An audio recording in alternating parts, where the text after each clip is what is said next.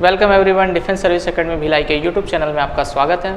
आज हम पढ़ने वाले हैं एनटीपीसी के प्रीवियस ईयर क्वेश्चन से जितने भी रीजनिंग से संबंधित क्वेश्चन आए थे उन क्वेश्चनों को करेंगे। ये क्वेश्चन हमारा कराने का उद्देश्य ये है कि आप अपनी जो एनटीपीसी के एग्ज़ाम देने वाले हैं उसकी तैयारी को बेहतर कर सकें। सिर्फ इसी उद्देश्य को लेकर एक प्रीवियस ईयर के क्वेश्चन हैं उससे आपको अवगत कराना है और ये कैसे बनते हैं उससे भी हम देखेंगे। चलिए क्वेश्चन को देखते हैं। ये क्वेश्चन आया था, अब इससे देखते हैं कि इस प्रकार के क्वेश्चन हैं वो आप कैसे हैंडल करेंगे। तो ये आप देखेंगे कोडिंग डिकोडिंग जो है अल्फ़ाबेट से संबंधित वैसे प्रश्न हैं। इसको बहुत ही आसानी से बनाया जा सकता है। ऐसे प्रश्नों को हल करने के लिए मैं सलाह ये दूंगा कि आप इन क्वेश्चन को देखें, इसमें जो अल्फ़ाबेट जो भी दिए होते हैं उनको आप जैसे अनुपात में जो दिया है उनको आप दोनों को मैच कर लीजिए। अगर दोनों मिलते जुलते हैं तो आपको बहुत ज़्यादा दिमाग लगाने की आवश्यकता नहीं है। अगर वो अलग होते हैं तो फिर उसमें आप सोचेंगे। जैसा कि इस क्वेश्चन में देखेंगे कि हम कोई इसमें जितने भी अल्फ़ाबेट यूज़ किए गए हैं वही इसमें भी यूज़ किए गए हैं, तो इसमें आपको बहुत ज़्यादा दिमाग लगाने की ज़रूरत नहीं पड़ेगी। जैसा कि मैं देख पा रहा हूँ कि यहाँ पे टी था तो यहाँ पे भी टी है, एन है तो यहाँ भी एन है, ई है तो यहाँ भी ई है। तो आप एक सीरीज़ देख पाएंगे कि इस प्रकार से वो सीरीज़ बनी हुई है। कहने का उद्देश्य ये है कि आप इसे देखें, अगर सेम टू सेम दिख रहे हैं, जो भी अक्षर हैं वो सेम टू सेम है, तो आपको क्या करना है, बहुत ज़्यादा दिमाग लगाने की ज़रूरत नहीं है। सबसे पहला काम है एग्ज़ाम हॉल में आप जाएं, अगर आपको ऐसे क्वेश्चन मिलते हैं तो सबसे पहले आप इसे मिला लीजिए। सेम टू सेम है तो कोई ज़्यादा दिमाग नहीं लगाना, बस इसमें हेर फेर किया होता है। तो इसको आप देख पे समझ पाएंगे कि ये कुछ इस प्रकार से है। अंतिम जो भी लास्ट पॉइंट था वहाँ से शुरुआत है और उल्टा उल्टा जैसा जैसा लिखा हुआ है वही लिखते जा रहे हैं, कोई बहुत ज़्यादा है नहीं इसमें। तो इसी सीरीज़ के साथ हम इसको जो बनाएंगे तो वो कैसे होगा, तो हम इसको देख लेते हैं। पहले तो हम इसे लिख लें।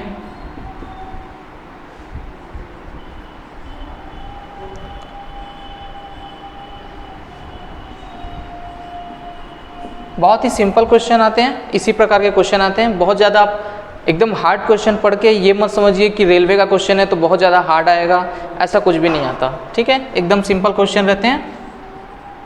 आप देखेंगे कि वैसे ही जैसा हम इसको फॉलो किए थे उसी पैटर्न में हम इसे फॉलो कर देंगे। तो हमको दिख जाएगा आर, यहाँ आ जाएगा ओ, यहाँ आने वाला है टी। अब इसको पूरा बनाने की ज़रूरत नहीं है, पहले आप तो देख लीजिए कि ये जो ऑप्शन में है कि नहीं है, इससे आपको अनुभव मिल जाएगा कि आ रहा है कि नहीं आ रहा है। आर ओ टी यहाँ पे है और यहाँ पे भी है, ये दोनों ऑप्शन तो हो ही नहीं सकते, पहले ही कट गए। तो इसको इसी प्रकार से फास्ट आप बनाते चलेंगे तो यहाँ पे आपको मिल जाएगा ए। अब ए यहाँ भी है और ए यहाँ भी है, तो अभी आगे भी आपको देखना पड़ेगा। यहाँ पे आ जाएगा एल। अब ए के बाद क्या है, एल है, तो हमारा ऑप्शन क्या होगा, सी। ऑप्शन डी हो नहीं सकता। ठीक है, तो इसको पूरा बनाने की आवश्यकता नहीं है, फिर भी अगर आप बनाना चाहें तो आप इसे बना सकते हैं। तो ये क्या आ जाएगा, यू आ जाएगा, ये जी हो जाएगा, ये ई हो जाएगा और ये आर हो जाएगा। ठीक है, तो कुछ इस प्रकार से हो जाएगा R O T A L U G E R. ठीक है, तो ऐसे क्वेश्चन इस प्रकार से आप हैंडल करेंगे, बहुत ही आसानी से बन जाते हैं ये प्रश्न, इन्हें छोड़ना नहीं है। चलिए अब नेक्स्ट देखते हैं।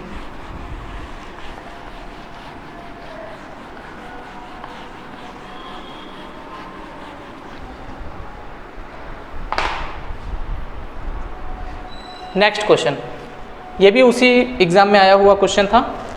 अब ये जैसा इसमें दिया हुआ है EAR 235, इसमें भी अभी आपको इसमें ऐसे जो प्रश्न आते हैं उसमें आपको पहले आप क्या देखेंगे क्वेश्चन कि ये भी कोडिंग डिकोडिंग का ही पार्ट है। कोडिंग डिकोडिंग के पार्ट में ये कौन से हिस्से से आ रहा है, तो उसको पहचानने के लिए आप देखें कि यहाँ पे जो दिया हुआ है, जो भी अक्षर हैं, जो भी अल्फ़ाबेट दिए हुए हैं, वो अल्फ़ाबेट क्या यहाँ पे हैं। अगर वो यहाँ पे हैं तो भी आपको यहाँ बहुत ज़्यादा दिमाग लगाने की ज़रूरत नहीं है। अगर बाय द वे नहीं है तो फिर आपको फिर दूसरे तरीके से सोचना है। तो आप देखेंगे कि यहाँ पे आपको के मिल जाएगा, यहाँ पे कहीं के है, यहाँ पे आपको के मिल जाएगा। वहाँ पे नेक्स्ट क्या है, ए दिया हुआ है, ए आपको यहाँ मिल जाएगा, यहाँ भी ए दिया हुआ है। फिर दिया है आर, यहाँ पे कहीं पे आर है, हाँ यहाँ पे है। फिर ए है, टी भी है यहाँ पे और ई। तो आप देखेंगे कि ऐसे प्रश्न इससे रिलेटेड ये बन रहा है, इससे ये बन रहा है, तो उससे क्या बनेगा। कुछ इस प्रकार के प्रश्न हैं। अगर अल्फ़ाबेट प्रश्न में दिए हुए हैं ऑलरेडी और पूछा भी वही है तो आपको बहुत ज़्यादा दिमाग नहीं लगाना है, जिसका मान जितना दिया है वो लिख देना है। जैसे हम देखेंगे इसे EAR है तो उसको क्या बोले हैं 2 3 5। उसके बाद क्या है TEA और K, इसको बोला है 7 2 3 8। तो हमको देखना क्या है KA, ये हमें बताना है, ठीक है।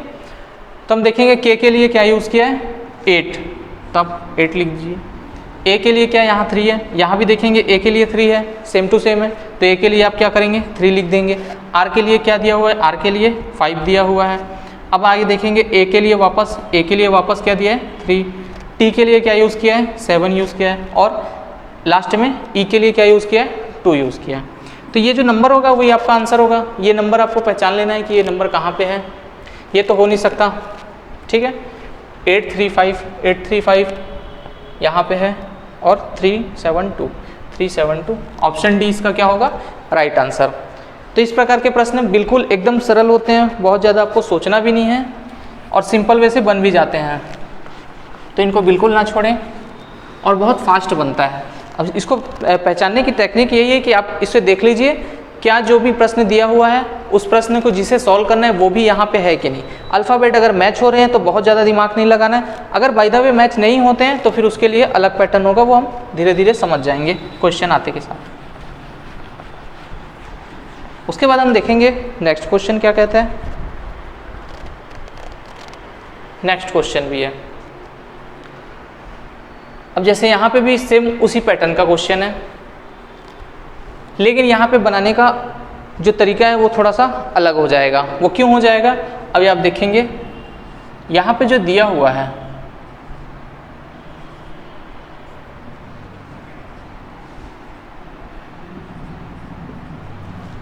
अभी मैं इसके बारे में बताता हूँ।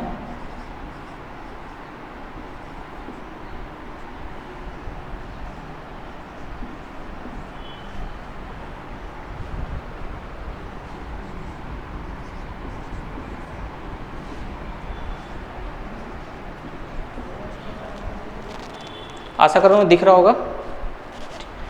तो चलिए अब देखते हैं। अब इस प्रश्न में आप देखेंगे कि यहाँ पे जो अक्षर W है वो किसको दर्शाता है।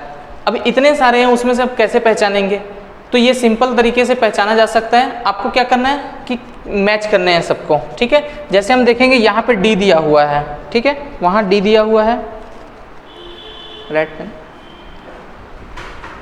यहाँ D दिया हुआ है, यहाँ पे भी D है और यहाँ पे भी D है, ठीक है। तो हम D के लिए देखेंगे कि क्या है, यहाँ D है, यहाँ पे है और यहाँ है, तीनों में जो मैच हो रहा है। तो यहाँ पे भी तीनों में आपको क्या दिखेगा, या तो आपको 9 भी दिख सकता है, 9 जो है, और 4 भी दिख सकता है, ठीक है। तो उसके लिए आप क्या यूज़ करेंगे अब देखते हैं। तो हम इसको मान के चलते हैं कि D के लिए क्या यूज़ किया है, तो हम मान के चलते हैं D के लिए क्या यूज़ किया है, 4 यूज़ किया है, ठीक है।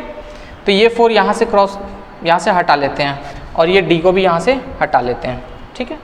अब यहाँ पे R दिया हुआ है, यहाँ भी R है और यहाँ भी R है। अब तीनों में ऐसी कौन सी संख्या है जो तीनों में मिल जाएगी आपको, ठीक है। तो अब देखेंगे यहाँ 6 है, यहाँ भी 6 है और यहाँ भी 6 है। तो हम ऐसा कह सकते हैं कि R के लिए क्या यूज़ किया है 6, ठीक। हो सकता है R के लिए 9 भी यूज़ किया हो क्योंकि 9 भी यहाँ पे तीनों जगह में है, ठीक है। तो हो सकता है, लेकिन हमें जो पूछा है हमको वो बताना है, तो हमें सॉल्व करने पर ध्यान देना है इस वाली लाइन को, सेकंड वाली लाइन को, ठीक है। नेक्स्ट हम देखते हैं। उसके बाद क्या है, ये R भी हमने हटा दिया था वहाँ से, अब बच गया ये। अब यहाँ पे O आपको मिलेगा, यहाँ भी O है और यहाँ भी O है, मतलब तीनों जगह O है और तीनों जगह क्या है 9 भी है। तो O के लिए क्या यूज़ किया होगा, 9 यूज़ किया होगा। हमने O को भी हटा दिया यहाँ से। अब यहाँ पे बच गया A और यहाँ पे भी बच गया A। ऐसी कौन सी संख्या है जो दोनों जगह है, वो आपको मिलेगा 3। यहाँ भी 3 है और यहाँ भी 3 है, मतलब A के लिए क्या यूज़ किया गया है, A भी कैंसिल हो गया। A के लिए क्या यूज़ किया गया है 3 यूज़ किया गया है। उसके बाद जो बच गया, जैसे B के लिए पूछता, अगर एग्जाम में क्वेश्चन पूछता कि B के लिए क्या है, तो आप देखेंगे B के लिए क्या बचा है, सिर्फ 2 बचा है, वो यूज़ करेंगे। W के लिए क्या बचा है 8, W के लिए क्या है 8 यूज़ कर सकते हैं, और ये तो अपने आप में कैंसिल हो गया। तो हमारा आंसर क्या होगा, W के लिए क्या यूज़ किया गया है 8 यूज़ किया गया है, ऑप्शन बी जो होगा उसका राइट आंसर होगा। तो ऐसे क्वेश्चन को आप इस प्रकार से काटते चलें, मैच करते चलें, वो बन जाएगा बहुत आसानी से। तो ऐसे क्वेश्चन को भी छोड़ना नहीं है।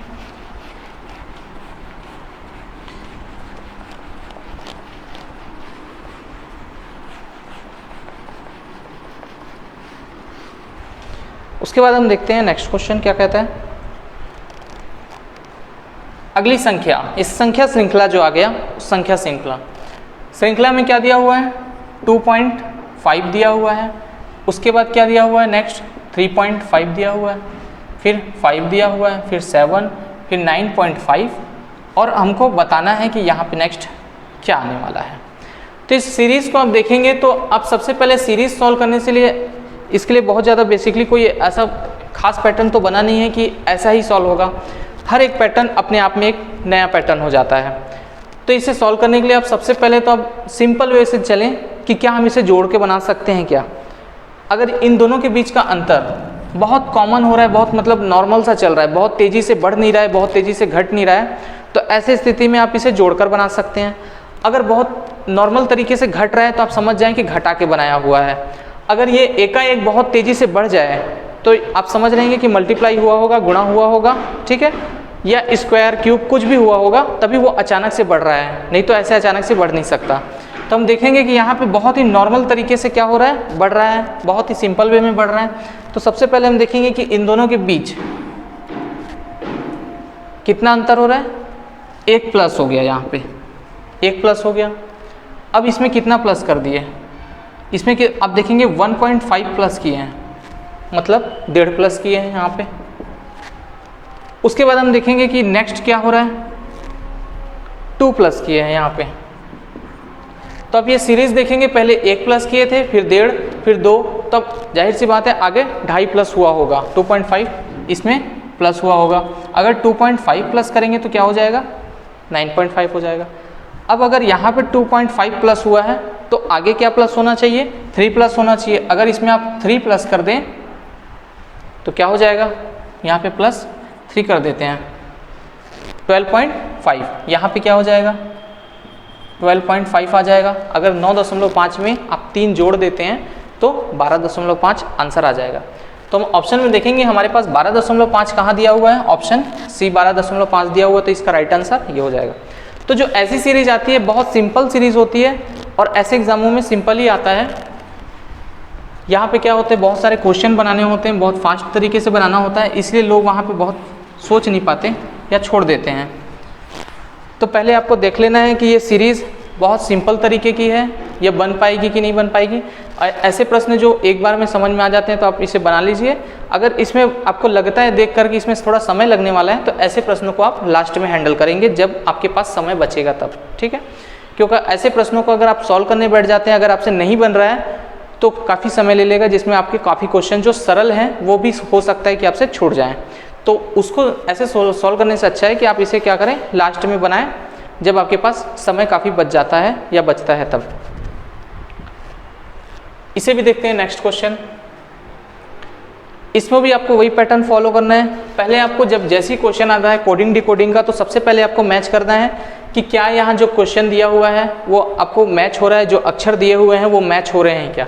अगर आप देखेंगे कि यहाँ पे मेरे को एस नज़र आ रहा है, यहाँ भी एस है, यहाँ पे जो ई है वो यहाँ पे दिया हुआ है, ठीक है। मैं इसको यहाँ लिखता हूँ, यहाँ पे दिया हुआ है, स्टोन कह सकते हैं, हाँ। तो अब इस प्रकार से दिया है, तो अब देखेंगे कि ये दोनों जो हैं, जितने भी अल्फ़ाबेट इसमें यूज़ हुए हैं वो यहाँ पे मैच कर रहे हैं। जैसे यहाँ पे एस है तो यहाँ पे भी एस है, यहाँ पे एन है तो यहाँ भी है, टी भी है, ई भी है। तो जब आपको ये क्वेश्चन में ऐसे इस प्रकार से दिख जाता है तो इसको सॉल्व करना बहुत आसान हो जाता है। अगर नहीं होता है तो फिर आप दूसरे तरीके से सोचेंगे। तो अब हम इसको देख करके समझ सकते हैं कि जो लास्ट में उसको आप यहाँ पे लिख सकते हैं। तो वैसे ही आपको यहाँ पे भी बनाना है, ठीक है।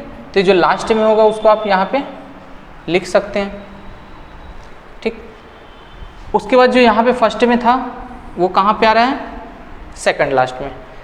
तो यहाँ जो फर्स्ट में था वो भी कहाँ आ जाएगा, सेकंड लास्ट में आ जाएगा। ठीक है, उसके बाद O और T ये भी कैसा हो रहा है, क्रॉस हो रहा है। अब यहाँ पे जो लास्ट में था, सेकंड लास्ट में था, वो क्या हो जाएगा, यहाँ पे लास्ट में आ जाएगा।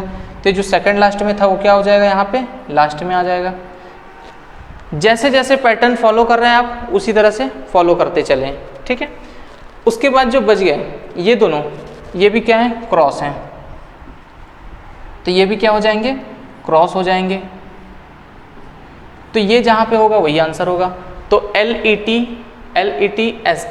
आपको आंसर मिलेगा ऑप्शन सी, LET तो बहुत ही सिंपल तरीके से बना सकते हैं, बहुत ज़्यादा कुछ करना नहीं है। आपको पहले क्या करना है, क्वेश्चन जो कोडिंग डिकोडिंग के आते हैं क्वेश्चन को आपको पहचान लेना है। अगर आप पहचानने में सक्षम हो जाते हैं तो ये क्वेश्चन बहुत ही आसानी से बनाए जा सकते हैं।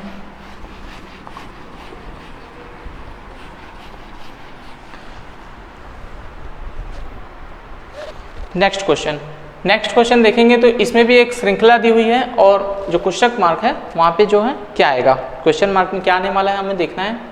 तो यहाँ पे सीरीज दी हुई है 9 है,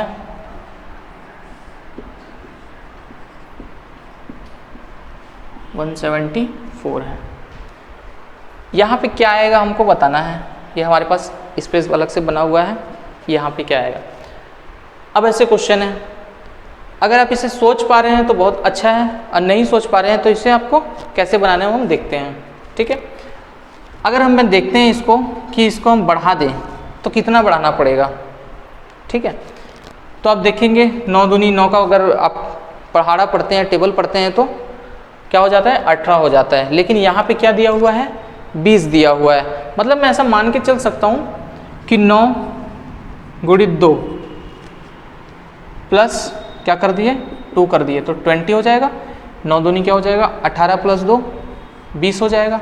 ठीक है, अगर हम इसी को 20 गुणित 2 कर दें, 20 दूनी 40 हो जाता है, प्लस इसमें क्या कर दें, 2 कर दें तो 42 हो जाएगा।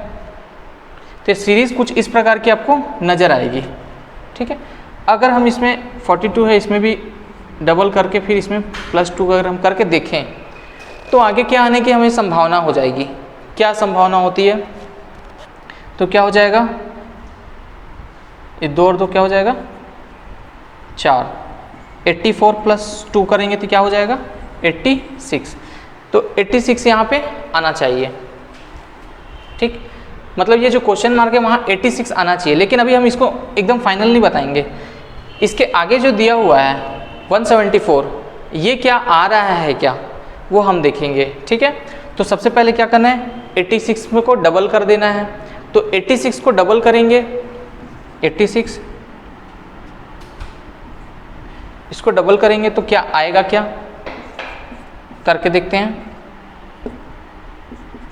172 आ रहा है और +2 भी करना पड़ेगा उसमें, तो क्या हो जाएगा 174। हाँ बिल्कुल आ रहा है, हमारे पास सीरीज आ रही है, तो हम इसको पहचान सकते हैं कि ऑप्शन जो बी है 86 वो इसका आंसर होगा।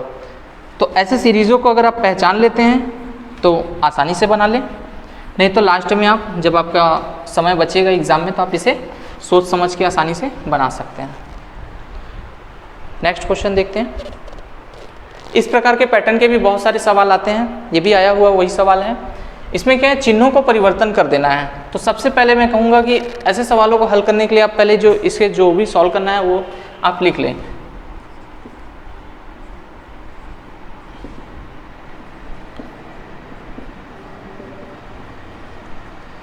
ये कॉपी में बनाने के लिए है कि आप इस प्रकार से इसे लिख सकते हैं। लेकिन जब अगर एग्ज़ाम हॉल में बैठेंगे तो हमारे पास इतना समय नहीं होता कि हम इसे लिखें और गुणा भाग करते फिरें। तो उसके लिए क्या है, आपके स्क्रीन में आता है, तो स्क्रीन के हिसाब से आप स्क्रीन में पहले से क्वेश्चन दिया हुआ है तो आप डायरेक्ट इसको चेंज करते हुए लिखें। पहले ये लिखें फिर चेंज करें, वैसा ना करें। मैं आपको समझाने के लिए बस ये पूरे सिस्टम से बताऊँगा। तो इसमें क्या बोला है, जहाँ माइनस है वहाँ पर क्या करना है, माइनस और प्लस तथा जो गुणा और भाग है उसको परस्पर बदल दें। जहाँ पे माइनस होगा वहाँ पे प्लस कर दें। तो सबसे पहले आप लिखने में कन्फ्यूज़न होता है, तो सबसे पहले आप पहले बदल लें चिन्हों को, और जहाँ गुणा है वहाँ पे क्या हो जाएगा भाग, और जहाँ भाग है वहाँ गुणा। उसके बाद आप इसे आसानी से लिख दें।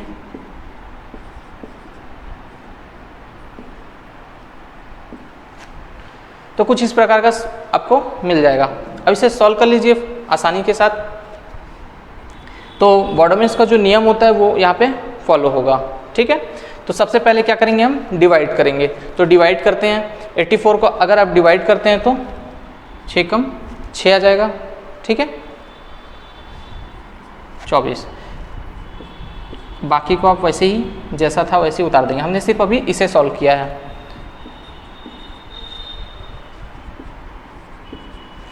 उसके बाद क्या होता है, गुणा होता है। तो हम क्या करेंगे, उसके बाद इसे गुणा करेंगे। अगर हम इसे गुणा करते हैं तो इसको ऐसे गुणा मत करें, अगर आपको स्क्वायर याद होगा तो 15 का स्क्वायर क्या हो जाता है, 225 होता है, ठीक है। उससे एक मतलब 14 से गुणा करना था तो आप उसे 15 कम कर लीजिए, इसे 15 कम कर लीजिए, ये आपसे ऐसे मन में ही हो जाएगा, इसको लिखने की भी ज़रूरत नहीं है, मैं आपको बता देता हूँ। तो ये क्या हो जाएगा, क्या हो जाएगा, 210 हो जाएगा, ठीक है।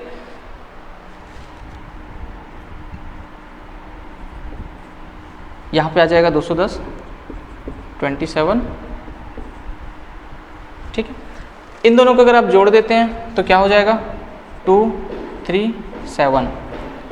अब इसमें से माइनस क्या करना है, 13 इसको माइनस कर देना है। तो इसमें अगर आप माइनस करेंगे तो क्या हो जाएगा, इसको आप माइनस कर लीजिए तो क्या हो जाएगा, 4, 224। तो 224 आएगा, उसका राइट आंसर होने वाला है। तो राइट आंसर 224 आपको ऑप्शन डी में मिल जाएगा, ठीक है। इस प्रकार से इसे सॉल्व कर सकते हैं। ये बहुत ही फास्ट सॉल्व होता है, इसे आप अगर खुद से बनाएंगे तो बहुत तेज़ी से होगा, अगर आप समझाते चलेंगे तो फिर टाइम लग जाता है, ठीक है। इसमें सबसे ज़्यादा सावधानी आपको इसके चिन्हों को बदलते समय रखना है। चिन्ह बदलते समय आपको देखना है कि कहाँ गुणा कहाँ भाग करना है, पहले क्या एक्शन लेना है, पहले भाग करना है कि गुणा करना है। तो जैसा बनेगा समीकरण उसके हिसाब से उसे सॉल्व करेंगे। अगर आप पहले जोड़ देते हैं, पहले घटा देते हैं तो आंसर निश्चित ही गलत आएगा।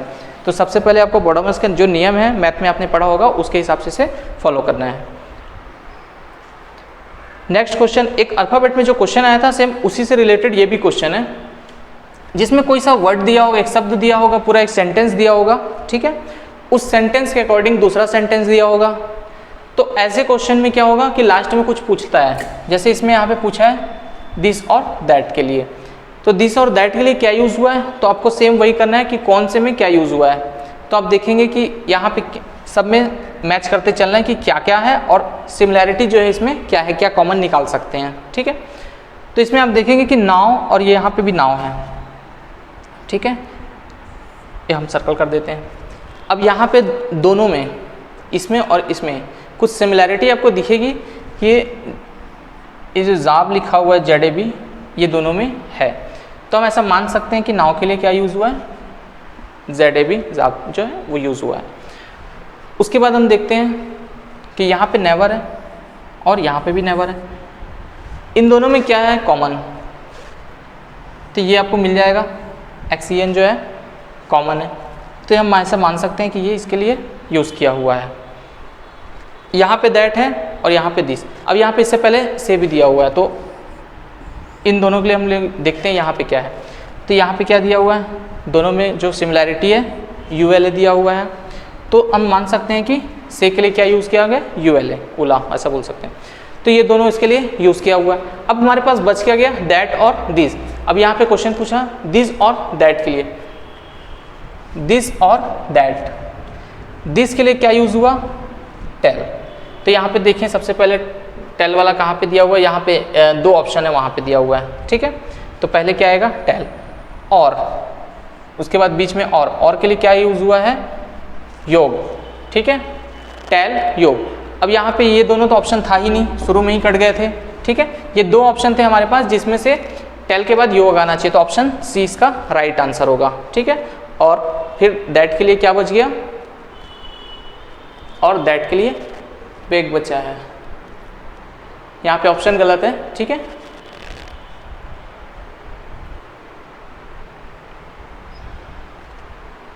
एक मिनट हम मैच कर लेते हैं, नेवर नेवर,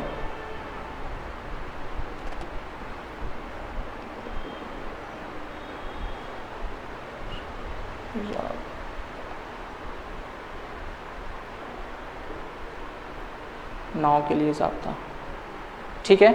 यहाँ पे ऑप्शन थोड़ा सा गलत है, क्योंकि ये सेकंड ऑप्शन में यहाँ पे जो दैट लिखा हुआ है, सेकंड ऑप्शन में दैट है, और दैट में कहीं पे भी ये जो जाब है वो यहाँ पे ऑप्शन में है ही, मतलब यहाँ पे जो सेंटेंस है वहाँ पे है ही नहीं, ठीक है। तो जाहिर सी बात है कि वो गलत है, तो यहाँ पे ये नहीं आना चाहिए था, ठीक है, वहाँ पे वेक आना चाहिए था, ठीक। यहाँ पे क्वेश्चन में ही गलती थी। और जो जब ये एग्ज़ाम हुआ होगा तो ये काफ़ी लोगों ने इसमें दावा आपत्ति भी किया होगा। तो इस प्रकार के अगर कोई क्वेश्चन आते हैं तो आप उसे कैसे बना सकते हैं, आपके पास तो ऑप्शन ही नहीं मिलेगा, ठीक है।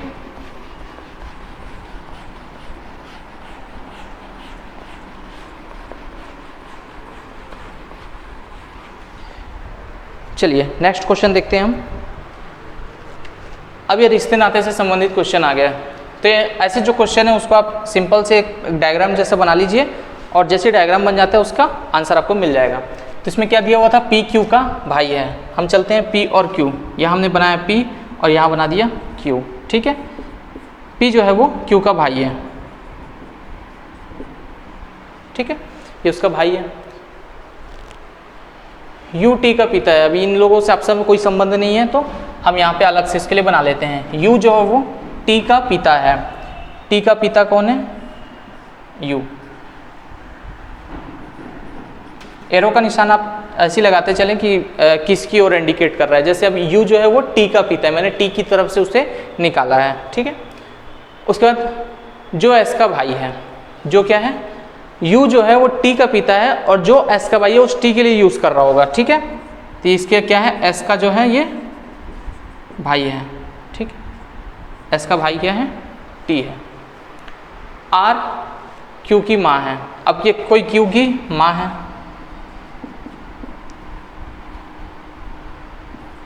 क्यू की माँ है आर, ठीक है। यू आर से किस प्रकार संबंधित है। अच्छा, आगे भी एक है जिसकी बहन एस है, ठीक है। अब ये क्यू देखिए, आर क्यू की माँ है, आर जो है वो क्यू की माँ है जो एस की बहन है। एस में अगर यहाँ लिख देता हूँ तो आसानी से आप समझ पाएंगे, ठीक है।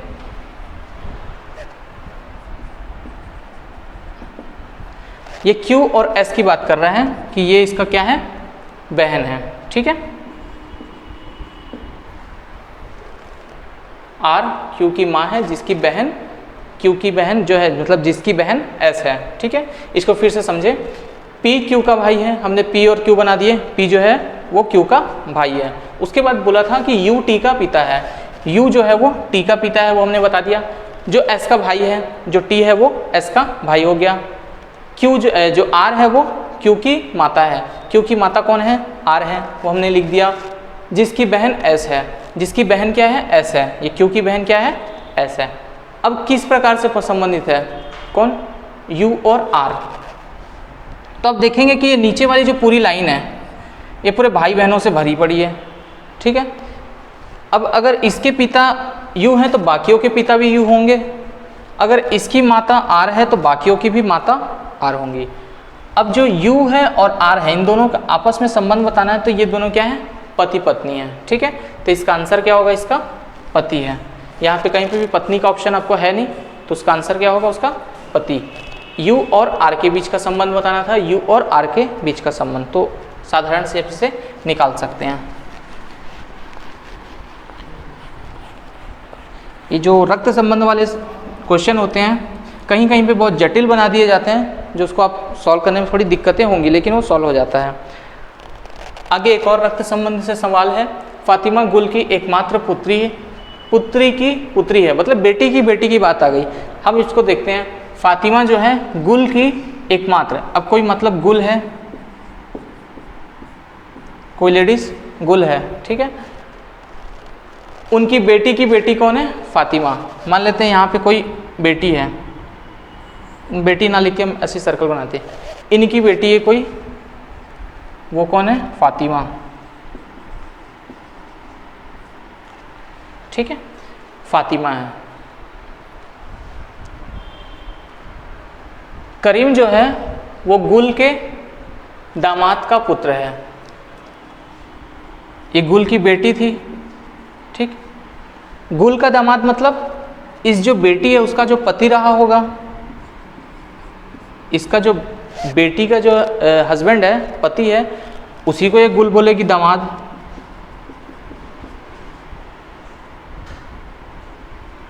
ठीक, तो ये इसका जो पति है कोई व्यक्ति है जो उसका दामाद है गुल का। ठीक, उसका एक बेटा है, उसी का नाम क्या है? करीम।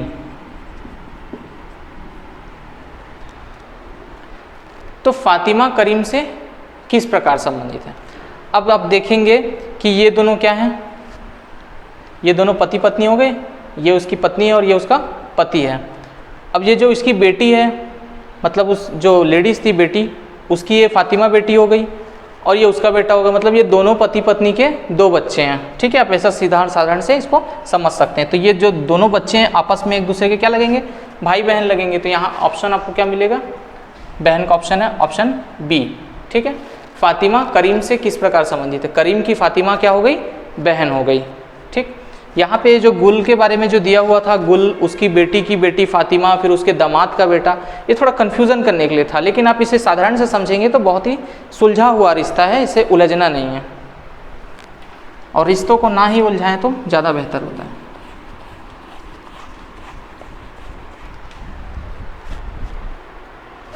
नेक्स्ट क्वेश्चन देखते हैं। हाँ, तो इस प्रकार के जो क्वेश्चन आते हैं निर्देश वाले क्वेश्चन, निर्देश वाले क्वेश्चनों में आप देखेंगे कि बहुत बड़ी दिक्कतें ये होती है कि अगर एक बन गया, आपने इसको सही अरेंज कर लिया, तो आपको ये जो 3-3 प्रश्न है वो फ्री में मिल जाएंगे। ठीक है, निर्देश एक दिया होगा और उससे रिलेटेड आपको 3 से क्वेश्चन 4-5 जैसा भी क्वेश्चन पूछता है उतने आपको क्वेश्चन एक्स्ट्रा मिल जाते हैं। तो ऐसे क्वेश्चनों को आप बहुत ही केयरफुली सॉल्व करेंगे, बहुत ही आसानी के साथ इसे बनाया जा सकता है। ठीक, तो हम देखते हैं इसमें क्वेश्चन जो 2 था वो 62 से 64 के बीच था। के, एल, एम, एन, ओ और पी बाएं से दाएं जो है किसी भी क्रम में, आप देखेंगे इसे क्रम व्यवस्था में आपको पूरा व्यवस्थित करना है। और ये कैसे हैं? बाएं से दाएं कुछ इस प्रकार से क्रम व्यवस्था है। ठीक है, एक क्रम व्यवस्था है, उसमें बैठे हुए हैं।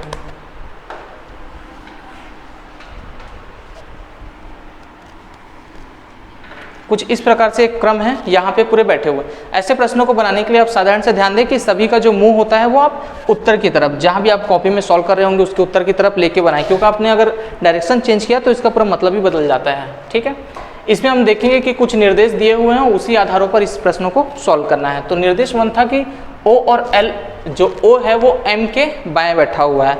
कोई व्यक्ति है, हमको पता नहीं कहाँ बैठा है, तो आप कहीं से भी उसे शुरू कर दीजिए। ठीक है, तो ये जो ओ है वो m के बाएं हैं, m के बाएं हो गया, ये m का बायां है और ये m का दायां है। और कतार के सबसे बाएं बोलेंगे तो ये जो यहाँ से शुरुआत होता है, अगर मैं भी यहाँ खड़ा होता हूँ तो मेरा बायां हिस्सा जो बायां हाथ है वो इधर आएगा। ठीक है, तो ये क्या हो गया? बायां। ठीक, और ये इधर से जो होता है वो क्या होता है? दायां होता है। ये लेफ्ट है और वो राइट है। ठीक है, अगर किसी पर्टिकुलर व्यक्ति की बात करें तो अगर m ऐसे मुंह करके बैठा है तब उसका बायां क्या हो जाएगा? इधर हो जाएगा, और उसका दायां किधर हो जाएगा? इधर हो जाएगा। ठीक है, कतार में हम देखेंगे तो ये बाईं ओर से है, वो दाईं ओर से। ये बहुत ही आसान है, लेकिन इसे जटिल बना देते हैं ये दायां बायां के चक्कर में। तो इसमें ना पड़े, बहुत ही सिंपल है। जैसा जैसा वहाँ पे जो भी निर्देश दिया है उसके आधार पर रखते चलिए, बहुत ही आसानी से बन जाता है।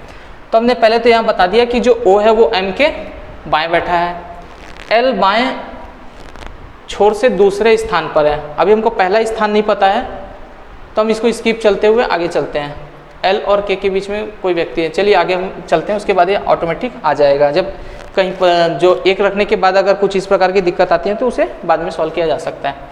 P N की ओर, P जो है वो N की ओर बाईं तरफ से दूसरे स्थान पर बैठा है। M तथा O के बीच में एक व्यक्ति है, M तथा O के बीच में कोई व्यक्ति है तो इसको छोड़ देते हैं। P N की बाईं तरफ बैठा है। P मान लेते हैं कोई P है, वो कहाँ बैठा है? N की बाईं तरफ, मतलब इधर मान के चलते हैं कि कोई N होगा, N की बाईं तरफ P बैठा है। P N की बाईं तरफ से दूसरे स्थान पे बैठा है, मतलब यहाँ भी कोई व्यक्ति अभी आएगा, हमको नहीं पता अभी कौन है। ठीक है, M और O के बीच में एक व्यक्ति है, M और O के बीच में एक व्यक्ति है। अब ये बहुत ही आसानी से सॉल्व हो जाएगा, अगर आप समझ पाए होंगे तो आप समझ गए होंगे कि अब यहाँ क्या आने वाला है। अब हम पढ़ते हैं सेकंड लाइन। यहाँ पे क्या बोला था, L बाएं छोर से दूसरे स्थान पे, मतलब ये जो बाएं छोर से दूसरे स्थान पर L है, पहला स्थान ये, दूसरा स्थान ये, L हो गया। पहले वाली जो कंडीशन हमने छोड़ी थी वो यहाँ पे अब अप्लाई हो जाएगी। उसके बाद बोला है कि L तथा K के बीच में दो व्यक्ति हैं, L और K, यहाँ पे क्या हो जाएगा K, L और K के बीच में दो व्यक्ति आ गए, वाली कंडीशन अब अप्लाई हो गई आसानी से। तो इस प्रकार से हम देखेंगे कि ये जो डायग्राम बना था वो हमारा बन चुका है। अब इससे रिलेटेड क्वेश्चन क्या पूछे हैं वो हम देखते हैं। पंक्ति के मध्य में कौन सा युग्म है? पंक्ति के मध्य में आप देखेंगे कि M और P आपको दिख जाएगा, कहीं दिख रहा है क्या? M और P, ऑप्शन डी इसका राइट आंसर हो जाएगा, एकदम मध्य में बैठा हुआ है। उसके बाद निम्न में से किस युग्म के व्यक्ति पंक्ति के अंतिम छोर पर बैठे हुए हैं? अंतिम छोर पर कौन कौन बैठा है? एक तो O बैठा हुआ है और यहाँ पे N बैठा हुआ है, O और N, ऑप्शन बी इसका राइट आंसर होगा, दो व्यक्ति बैठे हुए हैं। P के स्थान के संदर्भ में निम्नलिखित में से कौन सा कथन सत्य है? अब इसका कथन पढ़ना पड़ेगा फिर हम आंसर बता पाएंगे। L के बाएं और दूसरा है, P के स्थान के संदर्भ में, P से संबंधित, अब हमें P को देखना है, इस व्यक्ति जो P बैठा है वहाँ के, L के बाएं दूसरा बैठा है, L के बाएं दूसरा बैठा है क्या? नहीं बैठा है। L के कहाँ है? वो दाएं बैठा है, तो ये ऑप्शन हो नहीं सकता, दोबारा सोचना ही नहीं है। O के दाएं दूसरा बैठा है क्या? O के दाएं दूसरा है क्या OP? नहीं, वो तो तीसरा बैठा है। L के दाएं दूसरा है, L के दाएं, ये ऑप्शन हो रहा है। L के दाएं दूसरा स्थान पे, पहला स्थान ये और ये दूसरा स्थान, ठीक है। तो ऑप्शन जो हमारा सी होगा वो इसका राइट आंसर आएगा। K के बाएं दूसरा नहीं, K के बाएं पहला है, ठीक है। तो ऑप्शन क्या होगा? Option C. तो इस प्रकार के जो प्रश्न होते हैं उसे बहुत ही साधारण से, बहुत ही ठंडे दिमाग से आप एक लिखते चलें तो आप बन जाएगा। अगर कोई ऐसा कंडीशन जैसे हमारा सेकंड वाला आया था जिसमें समझ ना बने कि हम कैसे बनाएंगे, तो उसे आप उसे छोड़कर आगे की कंडीशन को अप्लाई कीजिए, उसके बाद खुद ब खुद उसके लिए जगह बन जाता है।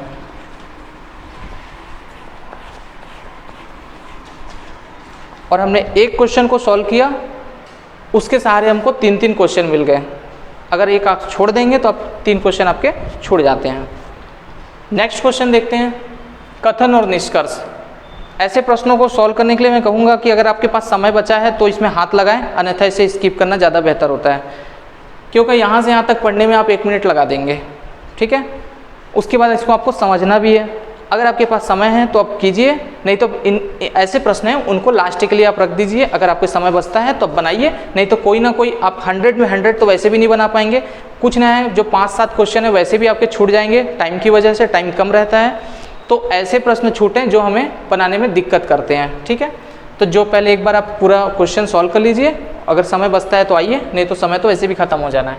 चलिए अब इसे बनाते कैसे हम देखते हैं। एक कथन दिया हुआ है कि वायु प्रदूषण की निगरानी के लिए, जो वायु प्रदूषण की मॉनिटरिंग करनी है उसके लिए 10 कबूतर आसमान में छोड़ दिए गए हैं, जिनकी पीठ पर वायु प्रदूषक डिटेक्टर लगाए गए हैं। वायु प्रदूषक डिटेक्टर यंत्र लगा दिया गया है, 10 कबूतरों के ऊपर उसे छोड़ दिया गया है। निष्कर्ष कहता है कि कबूतर प्रदूषण का पता लगाने वाली वायु निगरानी जो एयर पेट्रोल के सदस्य थे। दूसरा जो कथन है वो ये कहता है कि कबूतर वायु प्रदूषण का जो पता है किसी अन्य पक्षी की तुलना में ज़्यादा अच्छी तरह से लगा सकते हैं। तो ऐसे प्रश्नों को सॉल्व करने के लिए आपको ध्यान देना है कि जो कथन में कहा गया है उससे संबंधित होना चाहिए, ठीक है। अब बाहर से आप एक्स्ट्रा दिमाग लगा के कुछ भी सॉल्व नहीं करेंगे। अगर वो कथन में उससे रिलेटेड है तो आप उसे बता दीजिए, नहीं तो इसे नहीं बताना है। तो यहाँ पे आप कहीं से कहाँ तक आप देखेंगे कि यहाँ पे अन्य पक्षियों के साथ कोई तुलना नहीं की गई है। वहाँ पे पहले से वहाँ पे कथन में दिया गया है कि वायु प्रदूषण के लिए जो यंत्र है वायु प्रदूषक वो लगा के उसे हवा में छोड़ दिया गया है। तो इससे आपको ये समझ में आएगा कि कबूतर को जो निगरानी यंत्र लगाया गया है वो उस जो भी डिपार्टमेंट था उनके ही पाला हुआ है, उनका ही एक सदस्य है। तो ऑप्शन जो निष्कर्ष 1 निकलता है वो सही निकल सकता है। तो इसमें हम देखें, और सेकंड वाला क्यों नहीं निकल सकता, क्योंकि ये कहीं भी हम ऐसे तुलना नहीं कर सकते कि कबूतर के ऊपर लगाया गया है मतलब कबूतर बेहतर है, ठीक है। किसी के ऊपर आरोप नहीं लगाना है। तो आप देखेंगे जो पॉजिटिव थिंकिंग अगर हम पकड़े तो ऑप्शन ए जो है केवल निष्कर्ष 1 का अनुसरण करता है, ये इसका राइट आंसर होना चाहिए, ठीक है।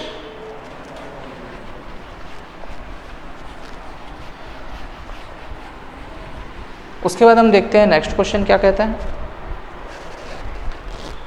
नेक्स्ट क्वेश्चन है, नीचे दी गई जो श्रृंखला है उसमें अगली संख्या का दुगना क्या होगा। अब ये क्वेश्चन को थोड़ा सा घुमाया है तो रीजनिंग का, लेकिन बस लास्ट में क्या है, दुगना क्या होगा ये हमने जान लेना है। तो यहाँ पे आप देखेंगे कुछ इस प्रकार से श्रेणी दी हुई है, 1 2 है, 5 है, 10 है।